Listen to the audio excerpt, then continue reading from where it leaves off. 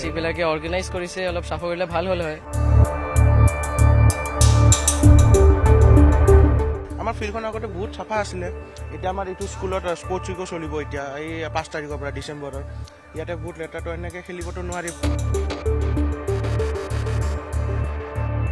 Field যে নহয়, এইটো খালি খেলাৰ কাৰণে নহয়। আপুনি কিবা ৰাস মেলাই হওক কিবা সেইটো কৈছোঁ কিবা আমি ৰাতিপুৱা আহি চব লেতেৰাকেইটা আমি চাফা কৰিলোঁ।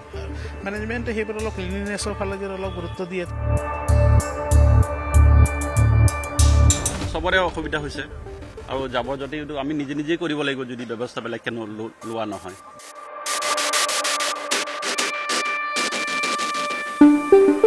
ওদালবাকাৰ জনজাতীয় পৰিষদীয় খেলপথাৰখন এই মুহূৰ্তত এক প্ৰকাৰ পৰিগণিত হৈছে পুতি গন্ধময় অৱস্থালৈ।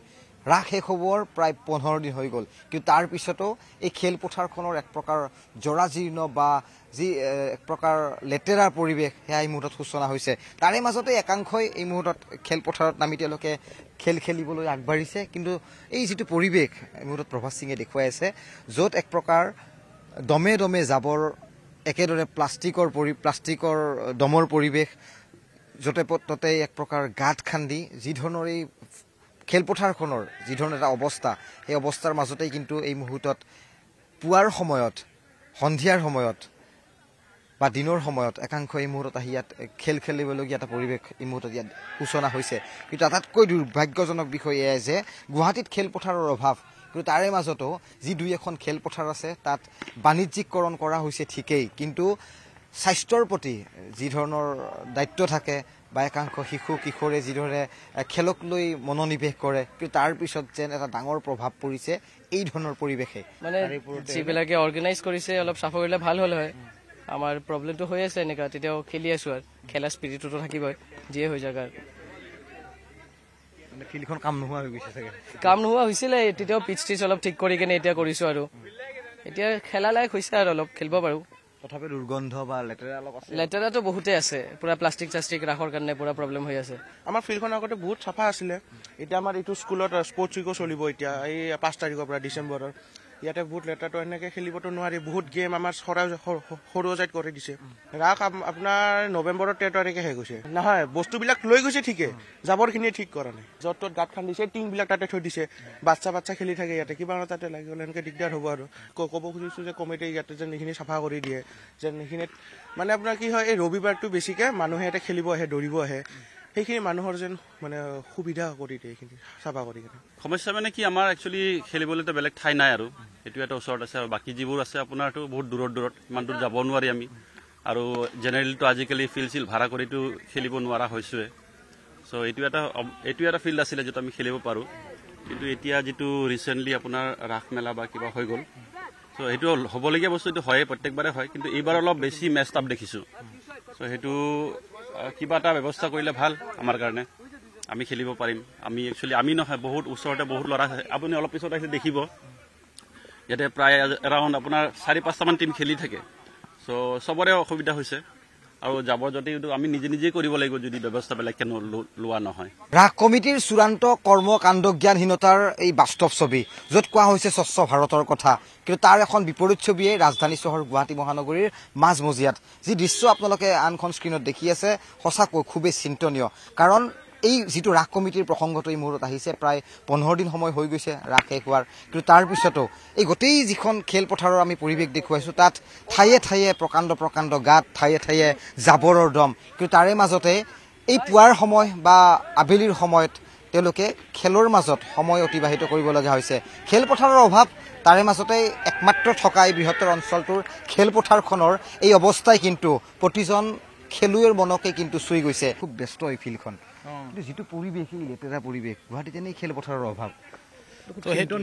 ডেফিনেটলি তো আমি মোৰ ঘৰ ইয়াৰ পৰা অলমষ্ট 5 কিলোমিটাৰ আৱে, পথাৰ নাই, একো নাই, খেলাৰ কোনো অপৰচুনিটি নাই। তো আপুনি চাব খেলপথাৰ নথকাৰ কাৰণে মানুহে ধৰক ৰাতিপুৱা মৰ্ণিং ৱাক কৰা, ৰাস্তাৰো যি অৱস্থা পলিউশ্যনৰ কাৰণে আপুনি ৰাস্তাত মৰ্ণিং ৱাকো কৰিব নোৱাৰে। মই চাইকেলখন লৈ আহিলোঁ, ইয়াতে ৰাউণ্ড মাৰিলোঁ ৰাতিপুৱাৰ পৰা, কাৰণ বাহিৰত তেনেকৈ সুবিধা নাই আপোনাৰ। তো ৰাতিপুৱা আপোনাৰ ইয়াত যিকেইজন খেলিব আহিছে চবেই কিন্তু গুৱাহাটীৰ ইভেন চানমাৰীৰ পৰাও আহিছে এজন খেলাৰ কাৰণে, কাৰণ পথাৰৰ চবফালেই এইটো অভাৱ হৈ আছে। তো সেইটো কাৰণে আৰু ইনফ্ৰাষ্ট্ৰাকচাৰ যদি অলপ ভাল হয়, মানুহে খেলি পেলাই ভাল পাব। তো আপুনি চাইছে ৰাস্তা কি অধৈৰ্য্যময় পৰিৱেশ। সেইটোৱে কৈছো কাৰণ এইটো ফিল্ড যে নহয় এইটো খালি খেলাৰ কাৰণে নহয় আপুনি কিবা ৰাস মেলাই হওক কিবা সেইটো কৈছো কিবা আমি ৰাতিপুৱা আহি চব লেতেৰা কেইটা আমি চাফা কৰিলো মেনেজমেণ্টে সেইবোৰ অলপ ক্লিনলিনেছৰ ফালে যদি অলপ গুৰুত্ব দিয়ে তেনেহ'লে চবৰ কাৰণে ভাল হ'ব সেইটোৱে ক'ব বিচাৰিছো দেওবাৰ বন্ধবাৰ আৰু বন্ধবাৰ এটাতে যেন একাংশই বিচাৰে যেন কিছু মুকলি বতাহ এখন মুকলি খেলপথাৰ আৰু তেনে এটা পৰিৱেশৰ মাজলৈ গৈ প্ৰতিজন লোককে হতাশাৰ সন্মুখীন কৰোৱাৰে এটা বাস্তৱ ছবি দেওবাৰ আৰু পজিটিভ বা ধনাত্মক বাতৰি এটা বিচাৰি যেতিয়া আমি কিছু ঋণাত্মক দৃশ্য দৰ্শকসকলক দেখুৱাব লগা হয় তেতিয়াহ'লে আমাৰ মনতো কিছু আঘাতৰ সৃষ্টি হয় তেনে এটাই পৰিৱেশ কাৰণ এখন ৰাস কমিটি ৰাস শেষ হৈ যোৱাৰ প্ৰায় 15 দিন সময় উকলি গৈছে কিন্তু তাৰ পিছতো তেওঁলোকৰ দায়িত্বহীনতা বা তেওঁলোকৰ কৰ্মকাণ্ড জ্ঞানহীন আপুনি যিয়েই ধৰণৰ ভাষা বিশ্লেষণ নকৰক কিয় তেনেধৰণৰ কিন্তু এটা ছবি আজি এই মুহূৰ্তত মই দেখিবলৈ সক্ষম হৈছোঁ এফালে স্বচ্ছ ভাৰত অভিযানৰ শ্লোগান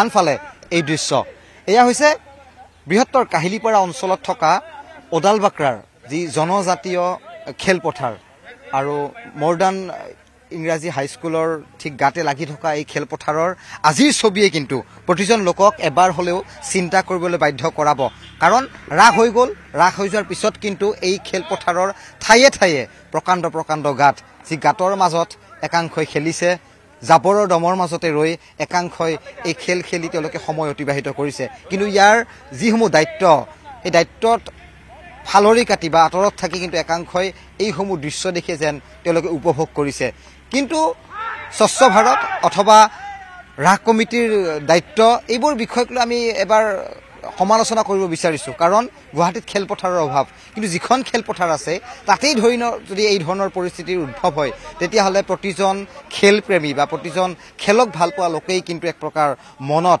তেওঁলোকৰ আঘাতে চুই যাব কিন্তু ইয়াৰ দায়িত্ব কোনে ল'ব এই মুহূৰ্তত ডাঙৰ প্ৰশ্ন আপুনি বিচৰা বাতৰি পাব কেৱল নিউজ 18 এপত নিউজ 18 এপ ডাউনলোড কৰিবলৈ স্কেন কৰক এই QR কোড গুগল প্লে ষ্টৰতো পাব এই নিউজ 18 এপ